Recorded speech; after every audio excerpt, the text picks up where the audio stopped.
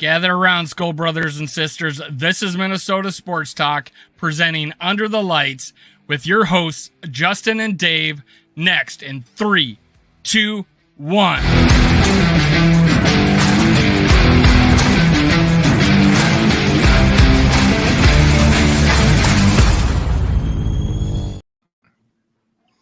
Good evening, Vikings fans. You are tuned to Under the Lights. I'm Justin in Rochester. We have Dave as well, and special guest, the real Forno himself, Tyler Forness. He's the manager editing the Vikings Wire. You know him being on Climbing the Pocket with his show. Tyler, the real Forness Show. How are you tonight? Life is good. Got the puppies all snuggled up next to me. Getting all excited for the fact that I'm not outside snow blowing my driveway. Life is good. Just getting my stuff ready for Sunday's game, and college football's wrapping up. This is a pretty good time of year. Just to rehash and throw a little sunlight on you, again, you're managing editor of USA Today's Vikings Wire, college football betting experts for Fantasy Points, host of the Real Forno Show on Climbing the Pocket, host of the Good, the Bad, and the Hungy. You got to explain that one. AEW podcast on the Voices of Wrestling Podcast Network. Tell me about that one. What are the Voices of the Wrestling Podcast Network?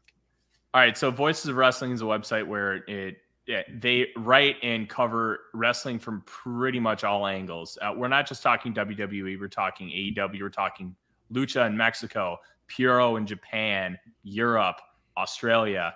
They have people who will literally write and podcast about anything and everything. So the one good thing about the network is if you have a good idea, they'll put it up. It doesn't matter the controversy. If it's good and it's well written, they will publish it. But that it's a website for the people. I mean, they still make money. Let's be honest here. They're not. Right. They're not in it for free. But it's a tremendous couple of individuals that run it: Rich Craich and Joe Lanza. And I host an AEW podcast. So everybody's heard the Good, the Bad, and the Ugly. That movie and the phrase itself. Well, there's a wrestler. His name is John Silver, and kind of like there's a YouTube show that's kind of like loosely based upon the product. And he's got like a side gimmick where he's Johnny Hungy. So we kind of just spun it off, and it works pretty well. We're about 3 months in, and it's a lot of fun. And all we do is we sit and we talk wrestling for an hour and a half, and it kicks ass. There you go. Don't get me into another sport. Let's give a shout out to our partnerships right now. Appreciate that, Justin. We got a partnership with Fanatics. Go use my links in the description below. Unfortunately, I don't know how to make them hot links currently. Copy and paste them and help support the channel. That's JJ2K, and I guess it's still cold in Minnesota. I live in Florida, so I wouldn't know what that means. But hey, the next thing we got, you go to chuckforeman44.com, use Goal15 at checkout, and you'll get 15% off. We are giving away another bobblehead. Make sure you hit subscribe, like, and leave a comment. Subscribe, like, leave a comment. You'll enter all your past entries, and all your future entries will be kept in the pot. We're giving away autographed Spin Doctor bobblehead and the Chuck Foreman jersey on January 3rd. So keep liking, keep commenting. We want to hear from you guys. And if you're in the chat, make sure you tap in. Tell us where you're from. Let's hear from you guys. All right, let's talk to you. You're under the lights, Tyler. Tell us about your thoughts of the last game. Go. So the biggest thing with the last game is we saw Kevin O'Connell overcome adversity, and he made adjustments, and that was something that I did not see when I studied the All-22 from the Cowboys game. Look, when you have an All-Pro caliber left tackle and he goes down, you can't have the same kind of protection game plan. You have to be able to provide him support. Now, Blake Brandel, if he locks you up, you're done. And he's really good when he's moving in small spaces, but he cannot move laterally quick enough. Micah Parsons ate his lunch money for the next, 6 weeks. Like, you had to give him help. They did not adjust well enough to that. So you had to take a deposit. Pretty much. The game plan going into Thursday, they gave him help. I did a piece for the Vikings Wire where I kind of broke down how they gave him help, and then one play where they didn't, and Josh Uche ate his lunch for the one sack that they did get on Kirk Cousins in the red zone. Like, I wanted to see the adjustments. We're not seeing them enough on defense. They are not adjusting to the pass rush. They're not saying, hey, we need to start bringing some pressure because we have like fifth string corners out there. You have to be able to adjust to what you have in front of you. And I love the idea of, hey, this scheme is going to work long term. Right now, you have to adjust to the personnel you have a little bit more. And I'm not seeing that from Ed Donatel, and to me, that's frustrating. And then adversity. You have Kevin O'Connell. He figured out how to overcome adversity. We didn't know how well he was going to be able to do that because he really hasn't been presented with it. I mean, yes, we lost to the Eagles 24-7, and then we came back and won.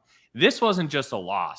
This was getting punched in the mouth, knocked out, and then somebody jumps up and Supermans you. Like, you got absolutely destroyed. This is why you're a writer, man. Physically. You paint the picture. Yeah. This is why you're a writer. You paint the picture, man. Keep going. Yeah. So when you have that happen, you have to figure out, hey, how am I going to get this team on track? How am I going to keep their confidence up? And how are we going to adjust to make this work? Well, you saw the game plan. It worked, and they were able to move the ball on a very, very good Patriots defense.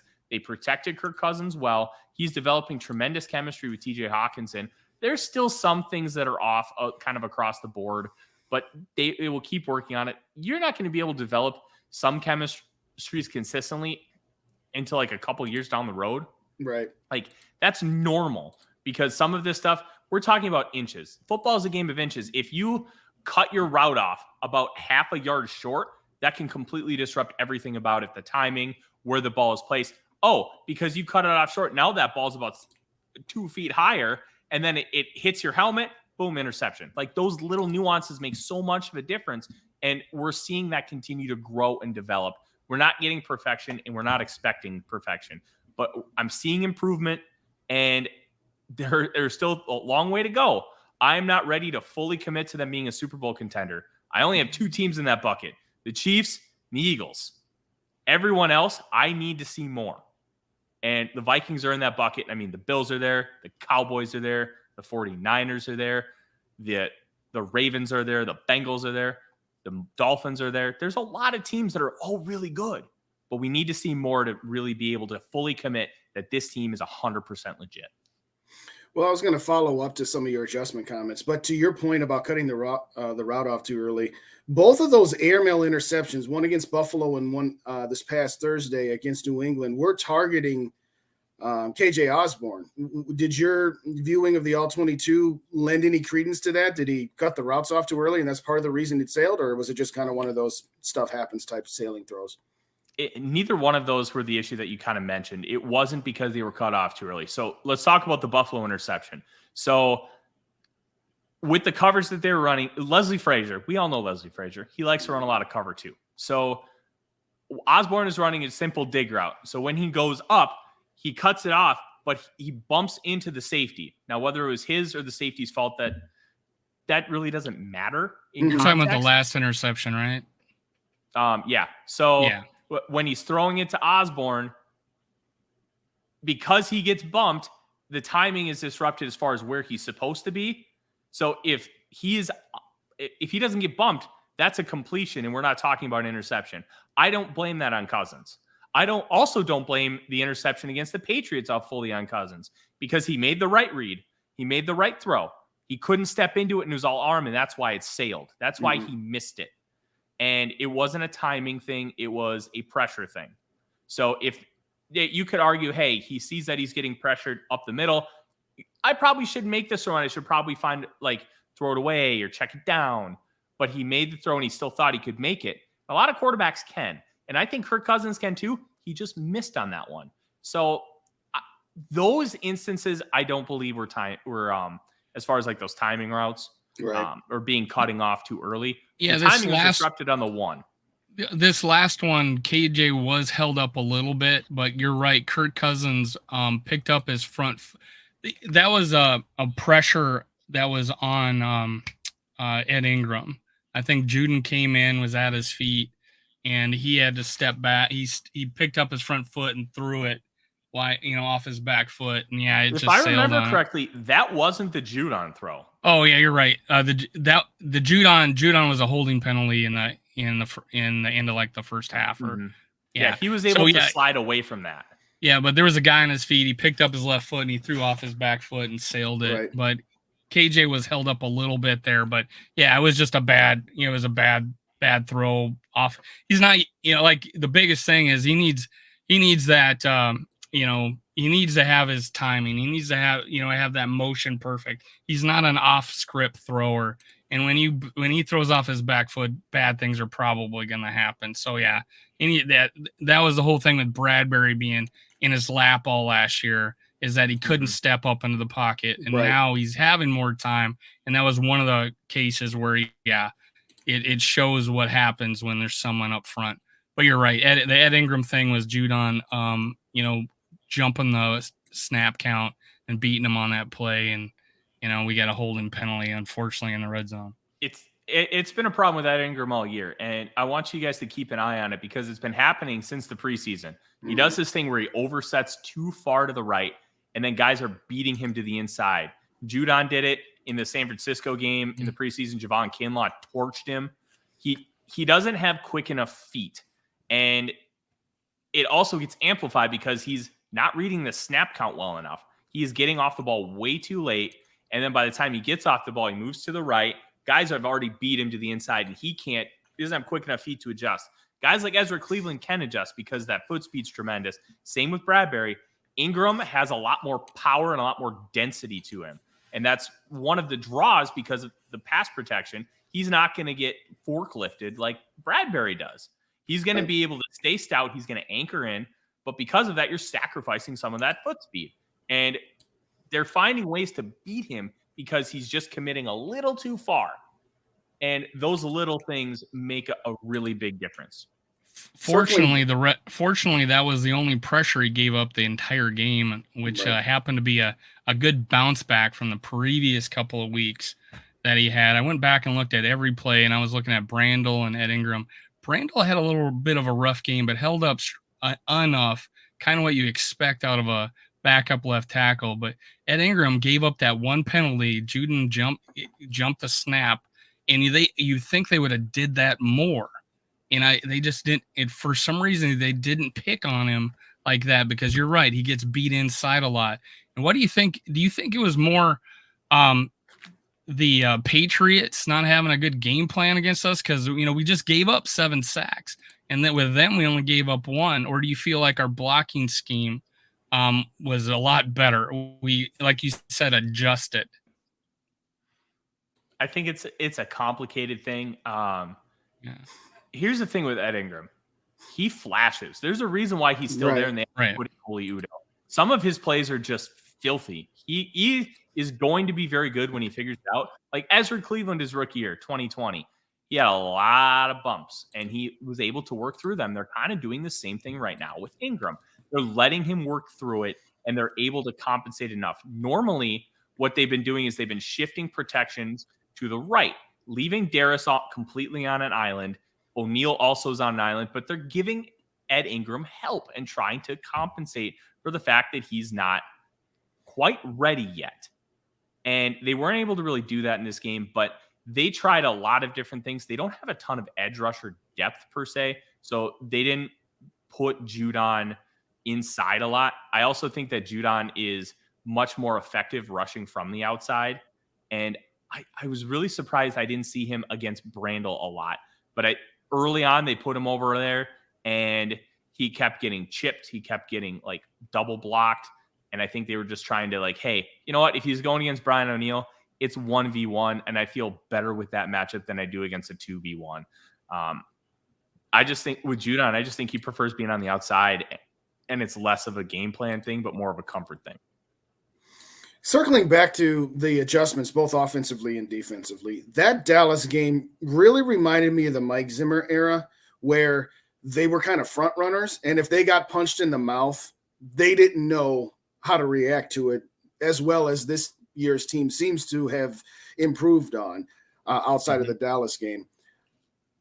circling back to your point about bringing more pressure defensively, I just did a short on Saturday where I kind of broke down the defensive performance of the Patriots game where, yeah, they gave up 26 points, but it was only 2 touchdowns and 4 field goals. And yes, they gave up points on 6 of the 7 possessions for the Patriots to start, but then completely shut them down third quarter on.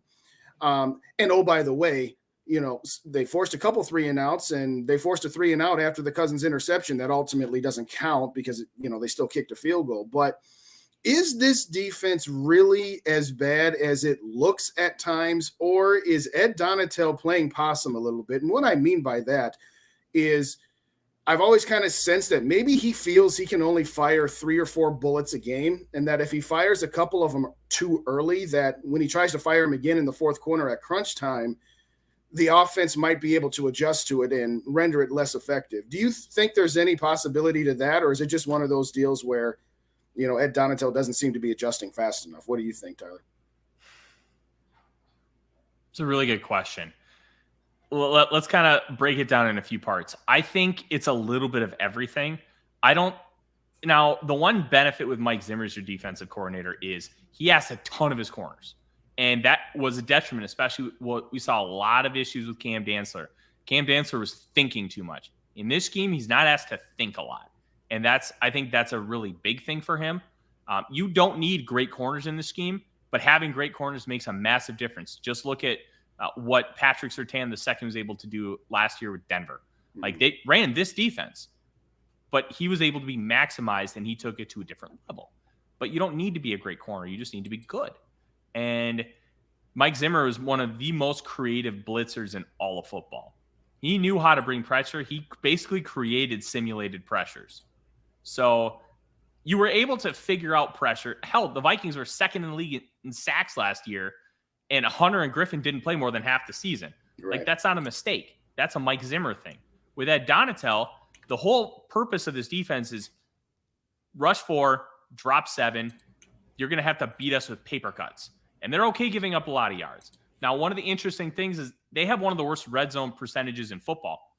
They have one of the best percentages of not allowing teams into the red zone. Mm-hmm. Like, it's a very weird defense when you look at the numbers. When the pass rush is cooking, they're very good. Right. But they have no problem allowing 5-yard passes consistently. Oh, you want to score on us? Here, do a 16-play drive. Like, that's kind of the idea. And against the Patriots, the Vikings run a lot of quarter, half, and they run a lot of quarters. So quarter, half is quarters on one half field, cover 2 on the other half. And they ran a lot of beaters.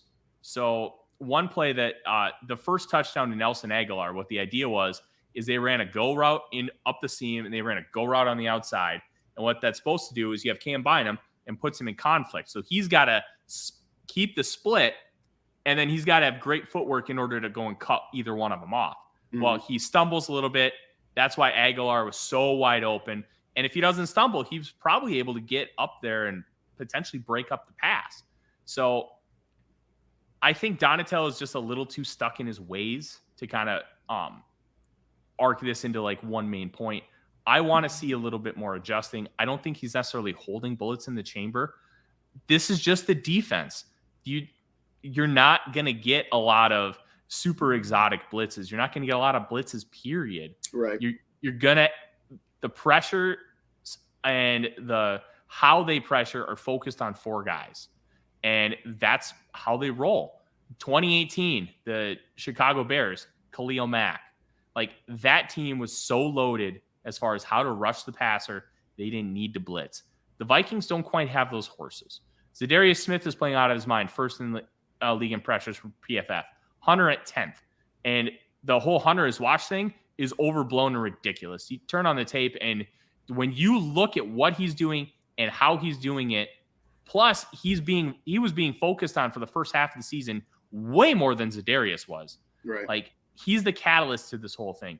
But on the interior, Dalvin's been really good, but he is not what you would call a true 3 technique. a guy that you want rushing the passer. Like Mm-hmm. he's not what Sharif Floyd would have been if Floyd didn't there's have a that. I tried to nerve reach injury. out to him. I want to get him on my show. He still says he bleeds purple and gold, which is awesome. So that's cool. That's very good. But the Vikings don't have all the horses to run this defense. I think that's some of Ed Donatell's hesitations with some things. Mm-hmm. This is a transition. We have good players, but we don't have enough to fully run what this defense is capable of. And I think the all-encompassing point is it just kind of is what it is, and he's trying to make the best of a bad situation, but we need more adjustments. I mean, a little shout out to Shane Jackson. Hey, thanks for joining, man. I appreciate it. Every once in a while, someone joins. It's a little slow tonight. We usually have more than this.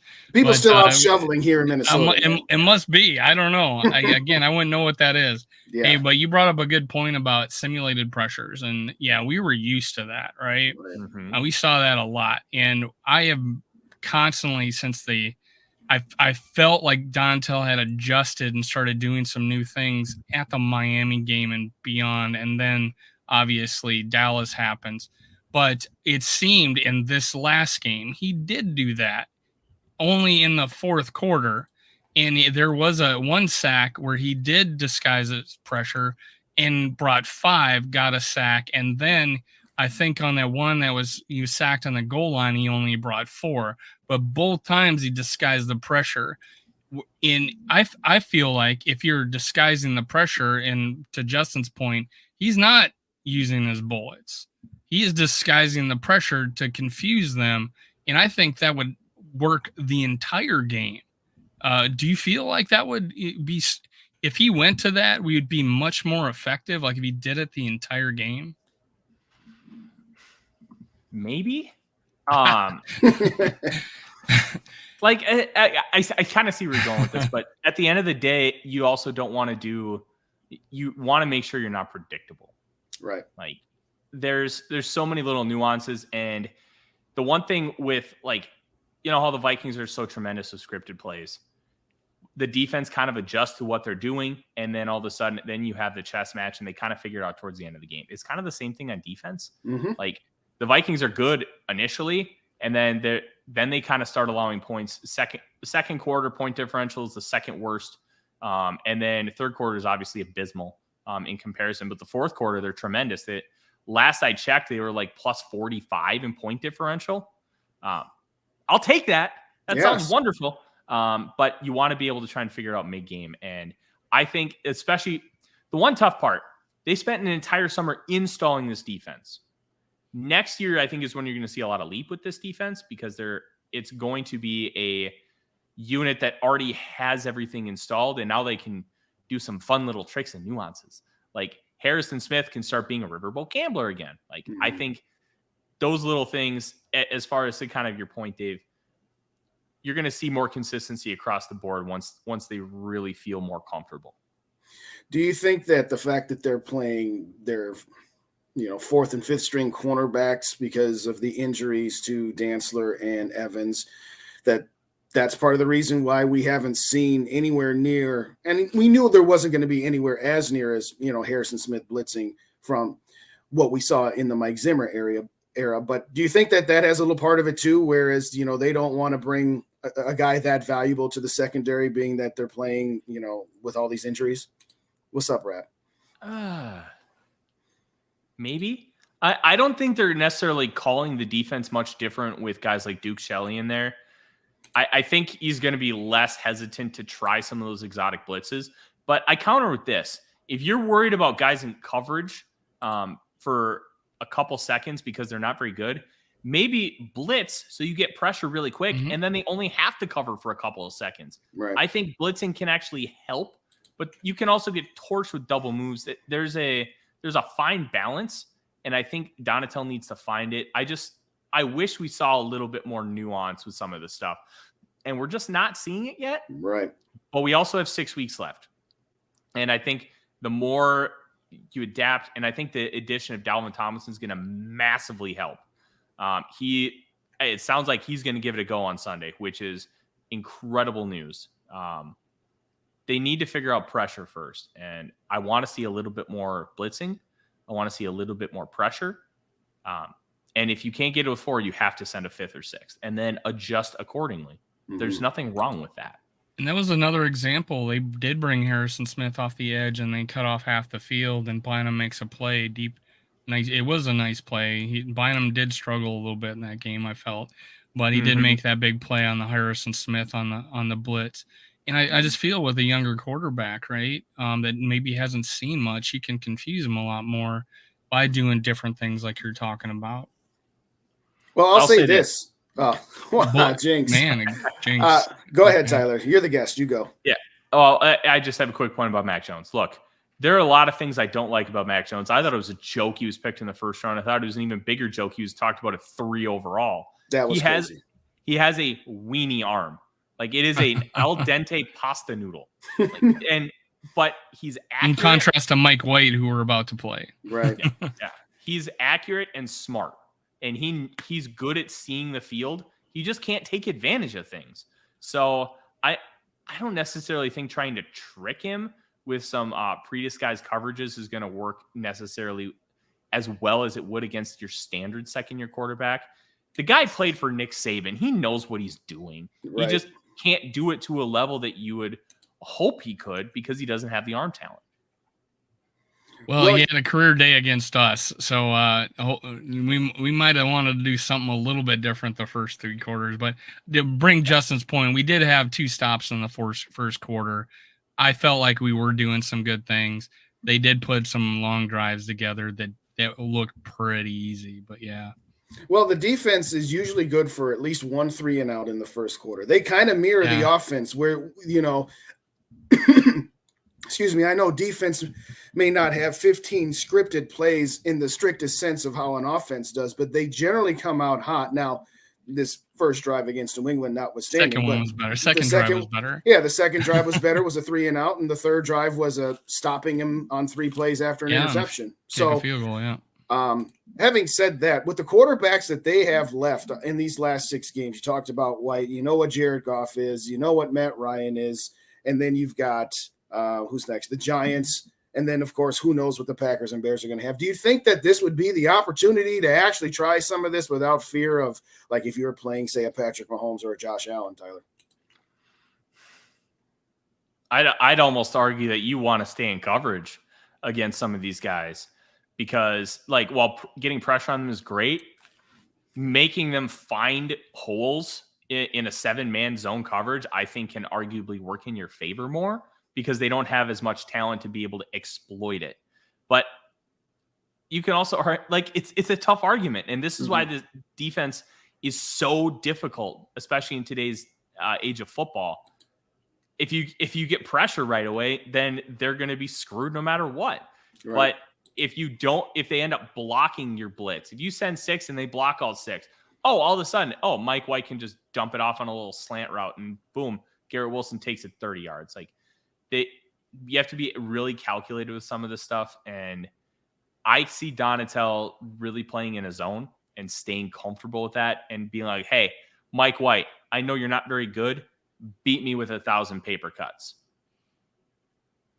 It's a very tough question because you could argue both sides. It's almost like back in high school, you have like mock trial and, I'm like pro gambling. But you have to argue anti-gambling. Like, okay, like you could really argue both sides. Right. Do you feel like this game that Mike White played was an anomaly? Like, this is just a depleted Bears defense that didn't have any heart because their starting quarterback was out? Or do you feel like this is the kind of quarterback they're going to see in the future? I think it's 2 things. One, I think he was a little bit of an anomaly because you get Zach Wilson out of there. The team is a little more amped up because they're like, hey, our coach isn't going to put up with BS. He is going to take care of things when the team needs him to. And there was like that sense of belief. 2, Mike White, if you watched him at Western Kentucky, he can sling it. He just doesn't have a strong arm. And Western Kentucky runs the air raid. You throw a lot of outs. You throw a lot of slants, hitches, and goes. Like, you're throwing to the outside. And he's very comfortable doing those things. I think within the context of an offense, Mike LaFleur is a Kyle Shanahan disciple. He's kind of brilliant. Like, he knows how to scheme an offense. And he's especially great in the running game, as you would expect a Kyle Shanahan disciple to be. Just look at what Mike McDaniel's doing in Miami. He's doing very similar things in New York, just with different personnel and his own twist on it. I think we're going to see a good player at the quarterback position, but he's not going to be able to take over a game. He's going to play well within the constructs of what they're doing. Kind of think Jimmy Garoppolo. That's the style that you're going to see from the New York Jets. Well, when you have a schism, to use the old Brett Favre, Brad Childress word that was created in 2009 that the Vikings media went with, it's kind of like, the team's initial reaction when a coach is fired. Oh, okay, the problem is gone, and now we feel reinvigorated. And I think that in a similar sense that's what the Jets had. And of course, as you said, it doesn't hurt to be playing at home against a depleted Bear squad there. But what do you think the biggest weakness or what do you think the biggest key to stop offensively against the Jets this weekend? Would you say it's the running game, or would you say it's to make sure that White doesn't get too hot? It's absolutely the running game. You have to fill your gaps. Obviously, we're getting a benefit here that we're not facing Breece Hall, but we still have to stop a Kyle Shanahan-inspired running game, and it's something that gives everybody issues. Michael Carter can run the ball. They have James Robinson. Ty Johnson's a guy they love using out of the backfield in the passing game. If you stop the running game, you're going to be able to stop this Jets offense. They can still get you down the field. They have good weapons on the outside now. Garrett Wilson, Elijah Moore. I am still a Denzel Mims guy, even though he's disappointed me. Look, this is a good Jets team. This is not the Jets team from yesteryear that was just absolutely abysmal and you could just torch them. You're going to have to play a really good football game against this team, and I think the key to it is stopping the run. Yeah, I'm feeling like this is actually talent-wise or the scheme-wise, that this is a tougher team to face than the Patriots, in my opinion. I'm not in. They have the rookie receiver from Ohio State. What's his name? Garrett That's Wilson. why I brought you. Yeah. That's why I bring you on the show. So yeah, he's a future talent in this league. The running game, it seems like it's plug and play with this team. So I feel like if we get Tomlinson back, that's going to help out a lot, because I felt when we struggled running on rush defense against the Patriots, I felt like we were getting blown off the line a little bit. And there was one play where we had 3 defensive linemen converge and hit each other. They all seem to want to run to the middle and get blocked by one person. So something was going wrong with our run defense. And I feel like having that Tomlinson come back would help a lot. Mm-hmm. Yeah, I think this defense could be, if you get Evans and Dantzler and Tomlinson back, that's adding 3 pieces to where you're not playing your 4th and 5th string cornerback, and you have somebody in the middle. Blacklock needs to be as far away from the field as possible. I don't know how you feel about him, but he is. I think that was a mistake. I think that was probably the one mistake Kwesi made bringing him in. But because I don't think he's done much, and especially early on, I haven't paid much attention to him since I totally wrote him off a few games ago. But I do feel like Lynch has improved throughout the season. I feel like we're starting to look better a little depth wise, but I want that big hoss up there. That Tomlinson, it's right out of the gate, was showing like the reason why we got him. And and that helps our linebackers, man. They're aging a little bit. I want them free and clear to make some tackles. There was a big difference between what the Patriots look like against the run than we looked at against the run. They held their spots. The linebackers, safeties, whatever, came up and cleaned up, and we couldn't go anywhere. I don't know how much it was our blocking scheme or the lack of creativity in the running game, or maybe Dalvin, I think, wasn't hitting the hole fast enough in many cases and did a little stutter step that we don't usually see. But you could tell what the Patriots did against us, and that's the kind of run defense I would like us to see, is get that push, let the linebackers clean up. I'll say this about Blacklock. He's only played per PFF 139 defensive snaps, 117 pass rush snaps. He's got 11 pressures on the year. He's been fine. And I think the idea that Kwesi had, hey, I'm going to trade a 6th and get Blacklock in a 7th. Now I have a guy who's got high upside pass rush ability on a cheap deal for 2 years. And now I have good depth.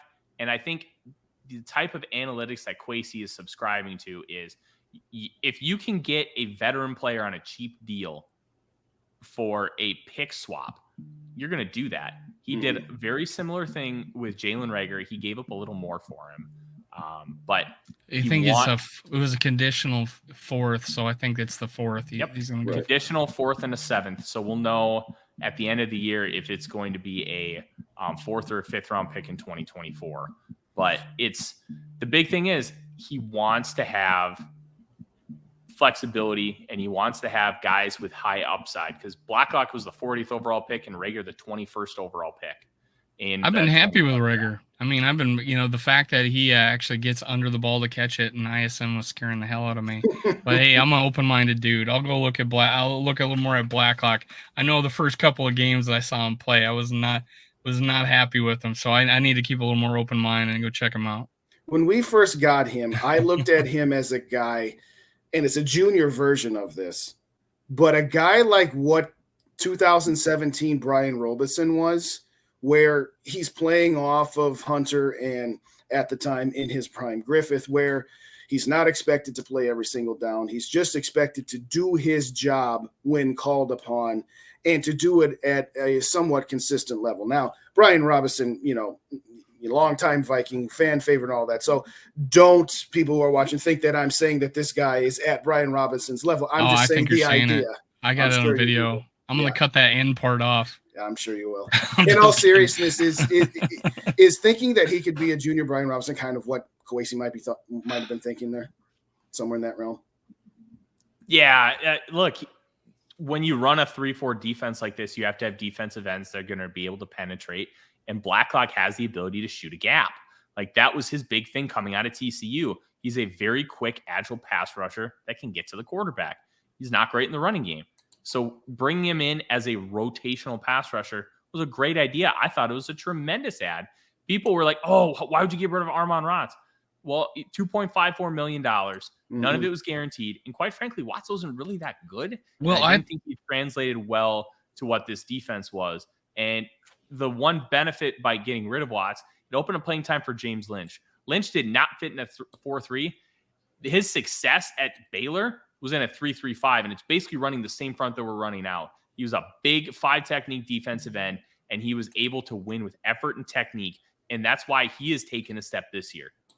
Yeah, when it first came out, when we got rid of Watts, I didn't think it was because we wanted to get Blacklock. I thought it was we had trust in Bullard, and he was a cheaper option. And like you said, you go get Blacklock as a cheaper, high upside guy for depth. So I agree with that. And the thing I was harsh on Blacklock was he was getting devastated in the run game early on, and I'm not thinking. I was leaning like only put him in there on for sure passing downs, right? Because like what you said is that's why we got him, is they have another pass rush. Who do we got to worry about on the Jets? They got Sauce Gardner. We already talked about the receiver. Who do you think's the big threat on their team? It's Quinnen Williams on the interior. He was the 3rd overall pick back in 2019. Look, everybody, he kind of became like a little bit of a meme because he was just this big smiley kid with braces. The guy's become a force on the inside, and he's going to line up over Ed Ingram, and you're going to have to stop him. If you can stop him and prevent him from wreaking havoc in there, you can have yourself a successful day. He can also ruin your day because he's got that kind of ability. I wonder what they're going to do as far as stopping Justin Jefferson. I don't think they're going to have Sauce go with him. DJ Reed is a good corner, and it's Robert Saleh. He's going to run a lot of cover 1, cover 3, and you're not going to have a ton of, hey, just man up this guy and we'll figure the rest out. But that is going to be really key for me, how they attack Justin Jefferson, because cover 1 and cover 3, Jefferson is eaten all season. Yeah, for sure. Yeah. But a little shout out to I always got to say hi to the South Dakota boys, Sodak Kid, Dave Mickelson. Thanks for your input. I know switching that 3-4. I figured, and this is a thing I want to bring up, and I'm sorry I cut you off because I I wasn't commenting to these. Yeah, I love to. We need to talk to listeners too, but that 3-4 defense, I felt like we adjusted faster than most people to it. That it has, been that was the thing, is like it takes 2 or 3 years to get the personnel to switch to the 3-4. I felt like with our linebacker situation, when we got a Zadarius Smith and switching Hunter, and then the depth at Wanham and Jones, that we were able to put defensive tackles to play defensive ends. And although it may be a stopgap measure, I felt like that was kind of a genius, transition that Kwesi put in there, that we were able to transition, as even though we got a lot of warts, we were able to transition and to be effective in plenty of games this year, although we're the Donna Shell defense, as everybody's calling it. But I still think at times there was a 3-4 game stretch there where, hey, look at our defense now. I think we had a plan, and I think we executed, and we didn't take the 2 to 3 years that people say it takes to get to a change fronts. See, I agree and disagree with that statement. I think we've done well enough, but we don't have the horses. Right. Eric Not Kendrick, yet. Right. Yeah. We've done well enough with the pieces we have to make that adjustment. I think some of the big things is Dalvin Tomlinson did not fit as a 3 technique in a 4-3. He's perfect in the position he's in now. Agreed. Bullard played in this defense for 5 years in the NFL after coming out of Florida. Harrison Phillips is a great 2-gap nose tackle. And then you have James Lynch, who's very comfortable in this front. Zadarius Smith played in a 3-4 pretty much his entire career. The only one who's really having issues is Daniil Hunter. He does not have the greatest pass rush plan as far as when he's standing up. He's so comfortable with his hand in the dirt. But I think all his sacks are coming from his hand in the dirt. I think all but one, yeah. I think both of them against Washington, he was standing up. But he's learning. And Ed Donatel said so after the first 4 games. Look, Jason Taylor had a hard time figuring it out, but by the end of the year, he ended up with 15 sacks. I'm not worried about Hunter at all. And he was right. He's getting pressure on the quarterback, and he's providing opportunities for sacks for other players, and he's commanding so much attention that Zadarius Smith is having a career season. I'm not super concerned about it, but you would like to see a little bit more from him. Yeah, and Hunter is all-around defensive player. He's tackle for losses are way up. And his play against the runners is as good as anybody's, in my opinion. The fact that, he's not getting as, the 15 sacks, I felt like it was all around game, even though I saw one play where he actually dropped back and was the deep linebacker up the middle, and the ball went over his head and way before the safeties. And there's no way that a Daniil Hunter should be put in that position. And it's scheme and coaching, whatever. And sometimes we'll take advantage of a situation like that. But overall, I agree with you that he is, I think he's been doing fine. I think he's been outstanding against the run, and he's got, 7 sacks, if not, I think 7. Yep. 7 sacks. Pretty darn good. If he ends the season with 12, I think it's a great season. Absolutely. Shut it off right now. I think he's making a difference in both the run and the passing game. So sign me up for more of that. Sacks are kind of like touchdowns. They're somewhat random. You want to look at what kind of havoc they're creating. So Bill Connolly is a college football writer for ESPN. He created the havoc stat. And havoc is basically anytime you create pressure, get a tackle for loss, a sack, and that's or force a turnover. Hunter is creating havoc. He's 10th in the league in pressures per PFF, and that means something. Pressuring the quarterback is just as good as a sack. And Mike Zimmer, with his defensive backs, is bat the ball down first. If you can get the pick, great. But if you bat the ball down, they can't catch it, and that's just as important. Making sure that they don't get a positive play. Early in the season, people were complaining about Daniil Hunter and, he's only got 1 sack. He's only got 1 sack. And I'm like, did you see all his pressures? Did you see his tackle for losses? Mm-hmm. This guy's, despite the defense that he's not suited for, he's way above average in those categories. This is why I tell people, watch the All-22. Look, you don't have to be an expert in how breaking down film to understand some of this stuff. Hey, I'm not seeing it like Hunter. Box scores only tell you so much. Analytic numbers only tell you so much. Film only tells you so much. But when you piece it all together, Hey, why did Hunter only have 1 sack in his first 3 games? Oh, let's go look at the film.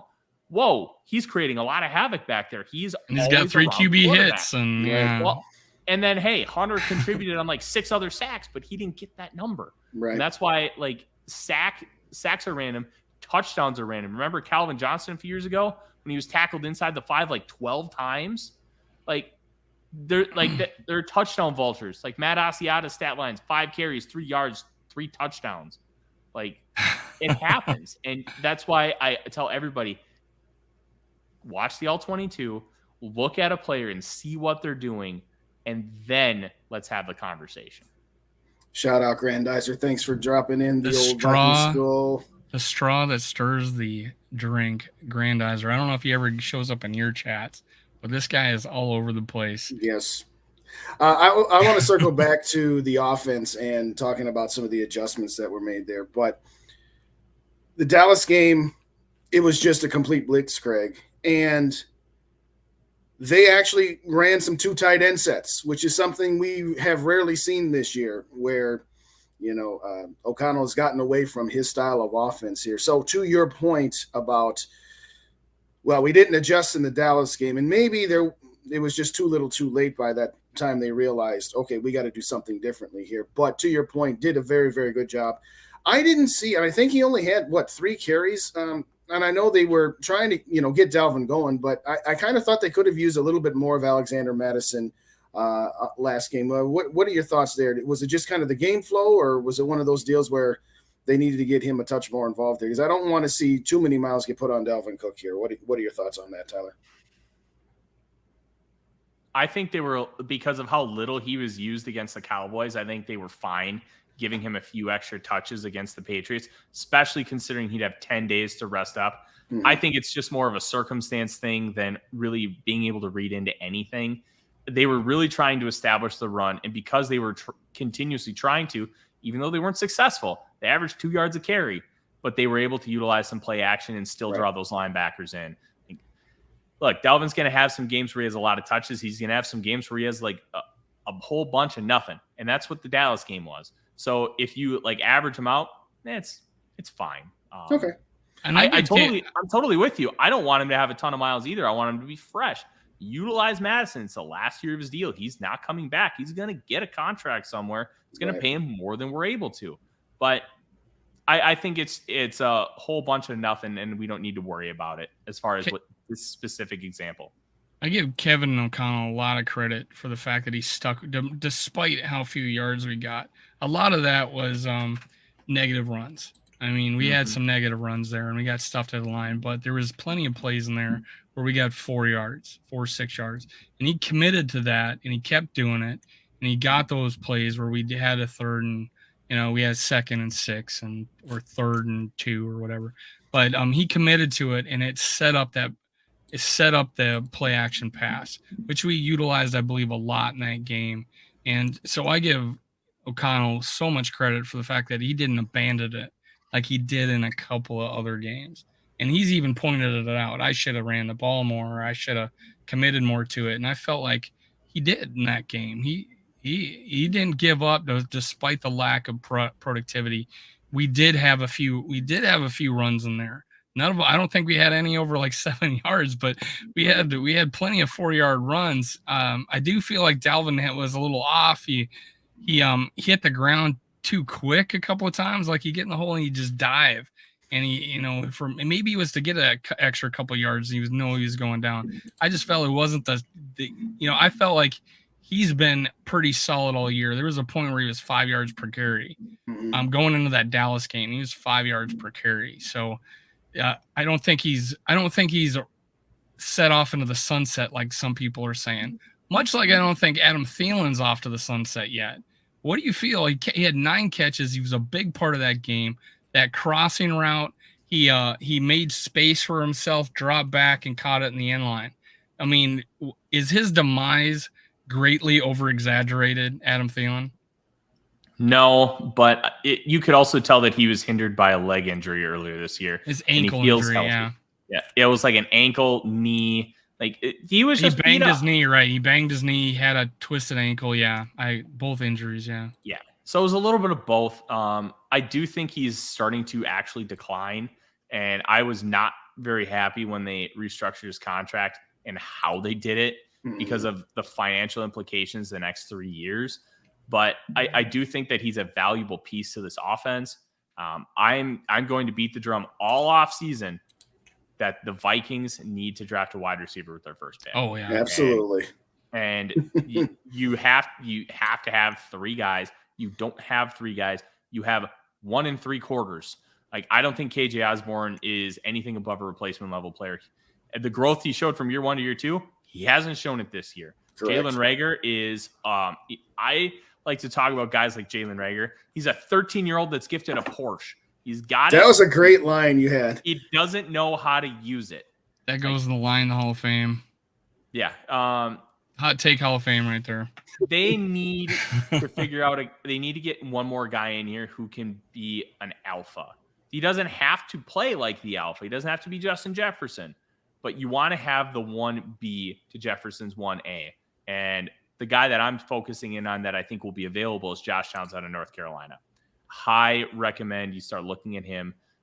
He reminds me a lot of Stephon Diggs. What's up, Sneaky? Well, I'll say this to your point about our wide receiver core. We have a 1 and we have a high-end 3 in Thielen, and we have a low-end 3, high-end 4 in KJ. And obviously that's part of the reason, that they made the TJ Hawkinson move, was to say, okay, even before Irv Smith had gotten hurt, I think they would have still made that move there, because I don't know that they can find somebody that can take from a wide receiver position to at least be that 1B to Jefferson that you mentioned there. Settle a debate for us. My contention is I will take this version of Kirk Cousins that we have seen this year. Others say that he's not all that different, where I contend that there's always going to be a little bit of column A and column B. Some of it was going to be the fact that he and Zimmer never got along. Whose fault that was, it doesn't really matter at this particular point.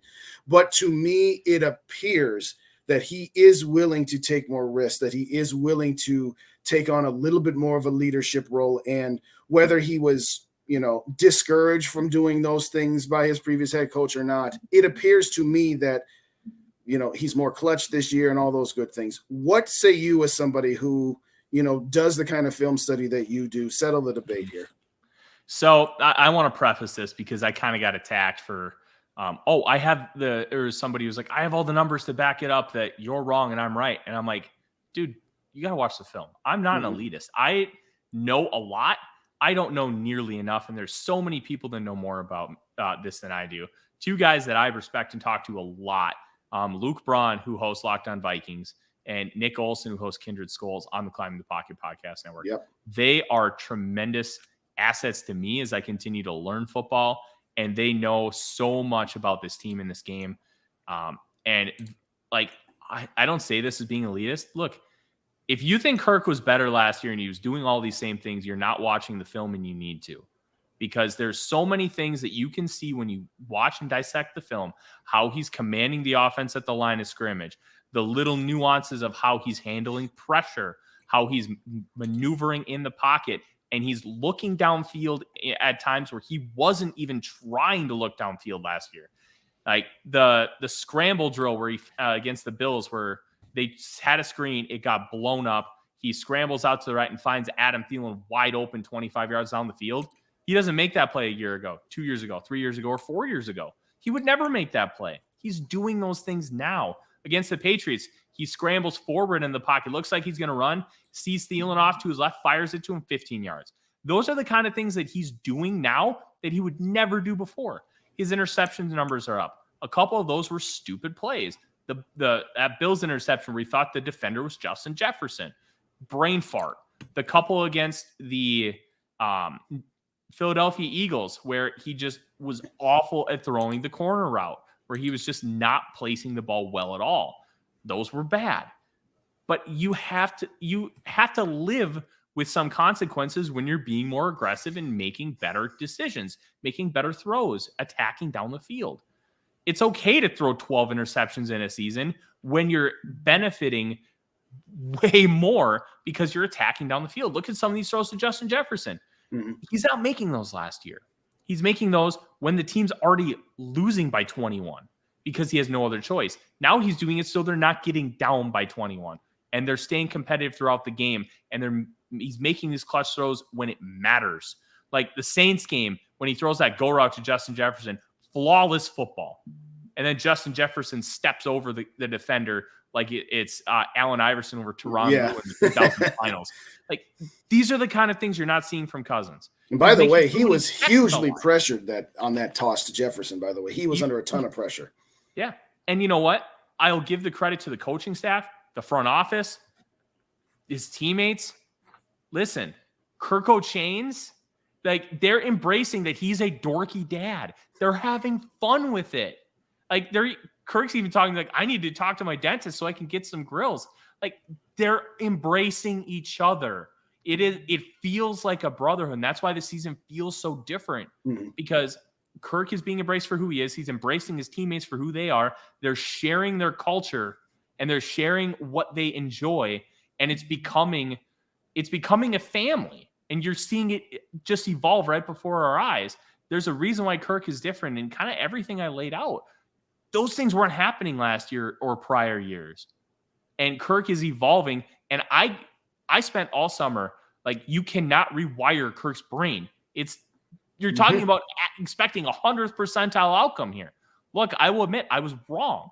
Kevin O'Connell has been able to get him to adjust his game. I was worried that the whole attitude can't teach an old dog new tricks, because you have a guy who's been playing so long at this position and doing some of these things so consistently, and how he approaches and attacks the game. How are you going to expect him to change? That's an unfair expectation. Well, it's happening. And we have to give all the credit to Kirk and the coaching staff and his teammates for really believing that they could make this happen. And they have. And I'm willing to eat crow on it, because they took that outcome and made it 100th percentile. And that's one of the reasons why this team has been so good this year. Like, Kirk is way better this year, and the team is way better this year because of it. If you want Kirk from last year, you just want Kirk to have great stats, and you don't want to win, because that wasn't working. This is working. And if you can't embrace it, I feel bad. Like, this is great. Kirk Cousins has went from being a guy that half the fan base despised and hated to, like, the whole fan base, like, this guy kind of rules. Like, he's just one of us. Like, I am a 6'6", 32-year-old Norwegian white dude. I'm a dork. Like, I can relate to Kirk Cousins.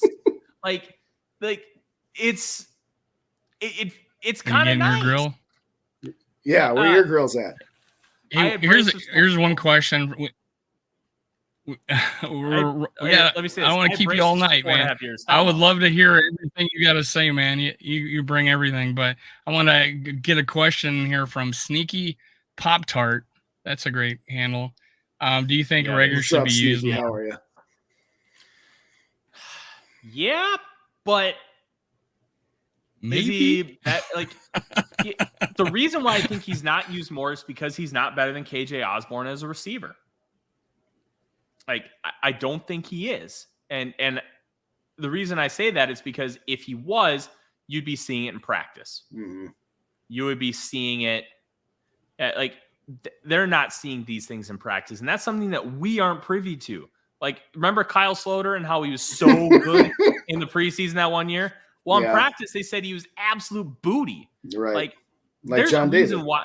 Yeah, there's and his I believe it's his cousin General Booty's quarterback for Oklahoma. Real name, I'm not making this up. You've got to be kidding me. After you talk about finishing with Rager, talk to me about Jalen Naylor too.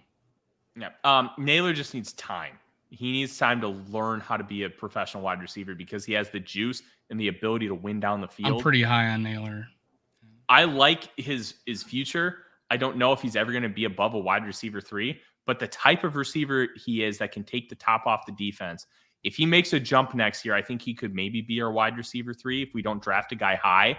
But at the end of the day, he's really good depth, and he's good on special teams. Like, yeah, he made an awesome tackle against the Patriots. Amazing tackle.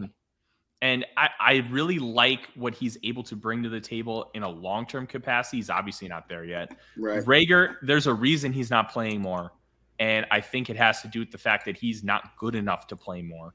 But honestly, that's all conjecture and a hypothesis for me. I don't know for sure.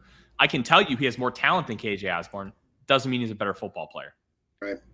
I think sometimes as fans, Justin, did you just clone me? No, it does that all the time. It'll go from both channels. That's fine. No, I did not clone you. I just chatted and I didn't even touch my computer. I used my mind. No. When it sends from both. Tyler. Anyway, I think sometimes we can get seduced by the look at how wide open Rager got. Why don't we do that more often? Yeah, the Patriots kind of busted the coverage a little bit there, but the guy fell down. Yeah, that too. Having said all that, what is your going into the season? I'm going to say this: I was the exact place you were at with Kirk Cousins. Part of the detriment of Kirk Cousins was how many offensive coordinators and head coaches he went through. And part of that to me was just like, and none of them could get him past that glass ceiling that he appeared to have prior to this season. And I doubted Kevin O'Connell's ability. I didn't think he wouldn't get anything out of him, but certainly not this much. My expectation going into the season was, if you're not going to blow this thing up with a new head coach and general manager and trade off, some pieces like Cousins, Harrison Smith, Thielen, et cetera, then my expectations of ho-hum, let's maybe hope to get the 7 seed because we have a first-year head coach was out the window. My minimum expectation for this to be any kind of success was the divisional round of the playoffs. My question, what was your this is meets expectations, this is below expectations, and this is above expectations, both going into the season and now based on how they've started? I'll answer this in a couple parts. I thought their absolute ceiling was 12-5, and I thought their floor, because of just how much sheer talent is on this team, was 6-11, unless you're talking about just an absurd amount of injuries. I predicted this team would go 9-8 and get the 7 seed because there are still a lot of question marks on this team. You still have Kirk Cousins. You have a new system. And this team was just not able to win close games. And I worried and I pondered, can this team actually do that? Can they figure out how to win close games? And there were so many instances where, there were nuances where, a kicker misses a field goal. The defense allows another drive. But there were times where the Vikings could have put them away, and they didn't. And I thought it was unfair to expect Kevin O'Connell to come in here and completely flip everything. Well, they were able to flip everything. And we're kind of seeing a 100th percentile outcome as far as, the high end was this. We're seeing the high end, and this is great. I was very annoyed when they decided to not kind of blow it up because I thought it was in perfect position to blow it up. Me too. Trade Hunter. You could you keep Jefferson, you keep Darisaw, you keep some of those young core pieces, you get a bunch of picks, and you load up and you try to make a real run in 2 years. They decided not to do that, and it's working. And it's really hard to be mad at the results. It's kind of the same thing with the Rams and the F them picks strategy, right? Right. Look, it's beating them up now, and it's not working now, but they won a Super Bowl, so you can't say it didn't work because it did. They won a Super Bowl, and that's the ultimate goal. Who cares if they stink for 3 years? They won a Super Bowl. It was worth it, and that's kind of what we're trying to do here. But the thing about not blowing up the team, that was a business decision, not a what Kwesi wanted to do decision. I don't know what Kwesi wanted to do, but I'm telling you, there's no way that he would have done all the things that he did if there wasn't a directive from up top that you have to stay competitive. Because at the end of the day, an 8-8 team still makes money because you still have a full stadium. I don't think he gets the job if he goes in saying who's the dude from Chicago that interviewed him? Yeah. I guarantee you he wanted to do what he's doing in Chicago, and the Wolf said, thanks, but no thanks. See you. And Kwesi says, I can do what you want. And that's how I feel like he got the job. So he was hired with a mandate, and that mandate was to bring us to 9-2. It's working, Kwesi. Keep it up. I know I got long-winded with my questions there. So second part, what are your thoughts on what were your expectations at this particular point? What are your expectations at this point? Yeah, they changed, Oh, they absolutely have evolved. And one of the big things for me when I work on analysis and talk about this team, you have to evolve your opinion with the data. At a certain point, your priors need to go out the window when you're given enough information. Some people need a lot more information than others. I try to be fluid, and I'm willing to adjust and admit when I'm wrong or tell you when I'm right, because you have to go with what the data is giving you. And right now, well, I was very hesitant with this team until about the Commanders game. And then once Buffalo hit, I was drinking the Kool-Aid big time. This team has the ability to win a Super Bowl. Will they get there and win it? There are a lot of variables between now and then. But you're getting close to naming another Super Bowl contender. I know you only got two, but you're all toes touching the line. I'm not, because, I'm just kidding. There are about 8 teams that I think can make a run once they get into the playoffs and win a Super Bowl. And the Vikings are in that bucket. Absolutely. And they should be in that bucket. I want to point out something here. Yeah. Shane Jackson, you saying 12-5 since before the draft. Shane Jackson, you are correct. When the schedule came out, I picked us as 12-5, and we are actually ahead of schedule on my. So thank you, Shane, for pointing that out.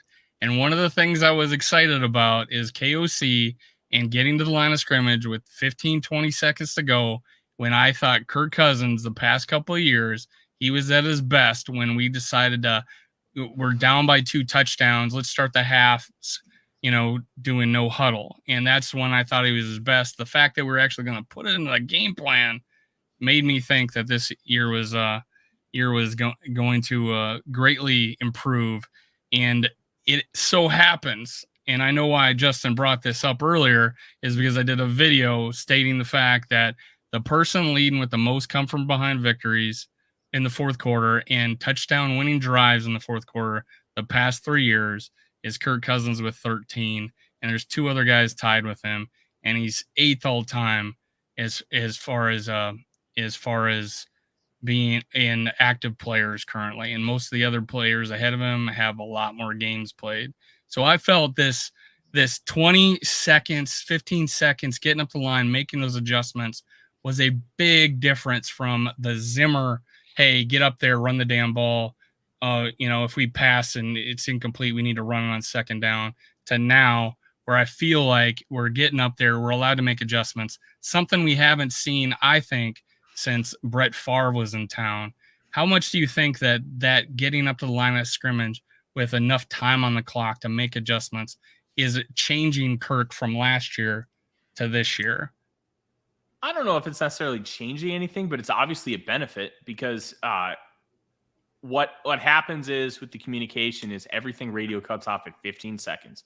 So why the Rams were so successful early is Sean McVay would call the play. They'd get up to the line of scrimmage, like 25 seconds left. McVay would tell Goff the coverages. So then he would be able to be comfortable under center. I think when you have the ability to get up there quickly, you can make those play calls. Now, one thing that a lot of people don't know with Peyton Manning, he would get called a bundle of plays, and he would get, I think it was a run and 2 passes. And then he would pick a play at the line of scrimmage based on what he was seeing. But Peyton Manning's an anomaly because he's arguably the smartest football player that ever lived. Like, he knew, like, Ed Reed talked about how he would intentionally blow coverages in games early in the season so he could fool Peyton Manning later on. And then Manning's like, how did you do that? Oh, I blew coverages intentionally just to mess with you, because he knew he would know everything. Like, he's a special guy, man. Oh, such talent. But the earlier you're able to get up to the line of scrimmage, the easier things are for you. And I think it's making a difference. Is it making a ton of difference? I can't give you a quantifiable answer to that. But just based on what I'm seeing and noticing, it's helping. I think it also helps the fact that it keeps players off the field. It keeps the players they want on the field off the field. And I've been harping on this for before. I've only been podcasting since April, but the fact that it's what I saw every single day is us getting up the line of scrimmage and snapping with 1 second left. The defensive has all the players they want on the field, and I think it's a huge change. And I give KOC all the credit because I think we've been more conservative this year. We have like 6 yards per play when we were like 7.5 or more in the previous years under Zimmer. So it's not exactly we've been a gunslinging offense the past few years, and we were actually been more conservative up until about the Buffalo game. And we threw a bunch of 50-50 balls. But what happened this last game, those 2 long throws to Justin Jefferson weren't 50-50. Those were fucking dropped in the bucket. Awesome throws, in my opinion. So the fact that Justin brought it up, that Kirk Cousins is trusting me more, and that's pretty freaking scary considering how many NFL records Justin Jefferson has accomplished under Kirk Cousins. Most yards by a rookie, even though it got broken. Most yards in 2 years, most yards in 3 years, most 100-yard catches by the time your third year is done. It's almost scary what he can accomplish, Justin Jefferson, with a lot of people think is maybe not a great quarterback, but he's doing it with Kirk Cousins and he's setting all these records. I think it's actually encouraging that this Justin Jefferson, who could hold out this next year, could sign an extension with the current quarterback we have. And how do you feel about this is my last question, and we're probably gonna go here shortly. Draft wise in the future, Cousins is playing this next year. We're 9-2. It's most likely they're gonna sign him for another year extension. That is just me being a realist. Mm-hmm. In the current market, he's taken us, especially if he takes us deep in the playoffs. What do you think of the strategy? And we didn't do it this year, and I was disappointed. Draft a quarterback, much like the Jets did with Mike White. Draft a quarterback, find somebody. Philly got a guy in the second round, Jalen Hurts. What is the strategy there? What should we do with Kirk Cousins? Most likely signing another extension. What can we do for a long-term solution considering he's 34? Look, I'm going to say this, and I don't care who your quarterback is, unless they're Patrick Mahomes at the age of 27, then maybe not do this. If you think that a guy is the guy and can be your guy for 15 years, you take him. Yeah. Like the Patriots did it multiple times with Tom Brady, Jimmy Garoppolo, Jacoby Brissett. Like they continuously tried to find a quarterback to replace Brady because they knew the clock was ticking. Kirk Cousins is going to be 35 next year. Look, if he's the 5-year solution at quarterback to the Vikings, okay. Well, we need to kind of accept it. But if there's a guy available within shouting distance for the Vikings and they think he's the guy, you take him and you don't think twice. 100%. But you have to be convinced he's the guy. And obviously last year they weren't. But if you think he is, take him. I don't want to hear any arguments saying, oh, but Kirk did this past year. Sure. But you can sit him for 2 years and he can play in year 3. Like, We're not saying you have to draft him. He has to play right now. But if you think he's the guy, you take him. And if you don't, you're making a mistake. I think we've been made a mistake this past year, not at least taking a chance on a guy late, even though none of them maybe turn out. Maybe none of them turn out. But, hey, take a shot on a quarterback at some point in the draft where you feel comfortable. Maybe we don't take a guy in the first round. Maybe we don't take a guy in the second. Almost all of them dropped to the third. I was thinking, God, we could have got somebody that we might have been comfortable, like you said, for 15 years. But that didn't happen. Well, one, I was pounding the drum for Malik Willis for months. As was I. I was obsessed with Malik Willis. I still think that he could be like a Michael Vick type player just because of what kind of insane running ability he has. And he can flick his wrist and that ball goes 65 yards. It's different. And he's got great character too. He's a born leader. Tremendous young man. But I will say, I don't think they drafted one last year because the staff had no idea what Kellen Mond was. And they wanted to at least, they wanted to at least see. We know now. Oh, this guy is bad. Well, we know now. They at least tried. And I think they felt like they had to because the team had just invested a 3rd-round pick in him the previous year. Well, once they figured out he was bad, they got rid of him. Do we have any third-round picks left this year? From last year? I think we got one guy, don't we? Patrick Jones. Patrick Jones. Okay, so that was the one guy that survived. Mm-hmm. Side notes. 4 third-round picks, right? But go ahead. Exactly. Last question from you. Let's let Tyler get back to his puppy. So, side notes, because the three of us have sidetracked in many different directions. What is your expectation to what would constitute a non-fail season to a successful season to beyond success? I mean, are you at wild card round? Are you at divisional round? Are you at NFC Championship? Where are you at? We need to win a playoff game, and honestly, I think a successful season at this point is you make the NFC Championship game. A very successful season is you make the Super Bowl, and the 100th percentile outcome is you win the damn thing. But what this team is doing, what they can do, I'm projecting them out to do. DVOA from Football Outsiders thinks this is like a bottom 10 team that just has had tremendous luck. And that metric is specifically designed to predict forward based on how you have played currently. I think the Vikings have been very lucky. They have earned their luck, and they have also not earned their luck. It's been a mixed bag. There's a stat called second order wins as used in college football. The Vikings would have like 5.5 second order wins, where it's a metric designed to tell you how many wins you should have, not how many wins you do have based on how you've played. And the Vikings have played in so many close games, it makes some sense, right? Mm-hmm. I think that if you want this to be a successful season, you got to at least make the NFC Championship game based on how they played so far and what they're looking like and how they've been so competitive with so many good teams.